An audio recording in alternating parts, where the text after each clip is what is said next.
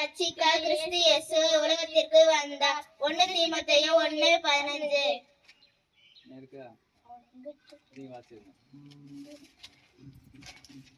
இயேசு கிறிஸ்துவை விசுவாசி, அப்பொழுது நீயும் உன் வீட்டாரும் ரட்சிக்கப்படுவீர்கள்.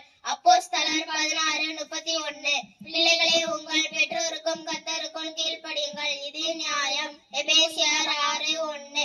உன்னிடத்தில் நீ அன்பு கூறுவது போல பிறனிடத்திலும் அன்பு கூறுவாயாக. மத்தேயு 22:39. அவனை நோக்கி நீ எழுந்து போ, உன் விசுவாசம் உன்னை ரட்சிப்பது என்றார். லூக்கா 17:19.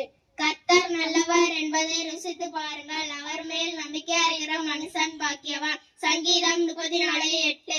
தேவனுக்கு கீழ்ப்படிந்து இருங்கள், பிசாசுக்கு எதிர்த்து நில்லுங்கள், அப்பொழுது உங்களுக்கு போவான்.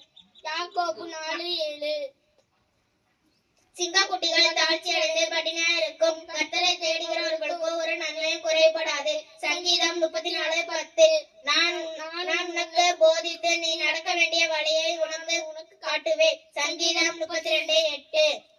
பொய் உதடுகள் கர்த்தருக்கு அருவருப்பானது, உண்மையாக நடக்கிறவர்களுக்கு அவருக்கு பிரியம். நீதிமொழிகள் 12:22.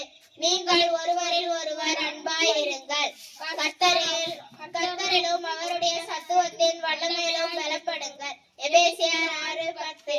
நானே வழியும் சத்தியமும் ஜீவனுமாய் இருக்கிறேன். யோவான் 14:6.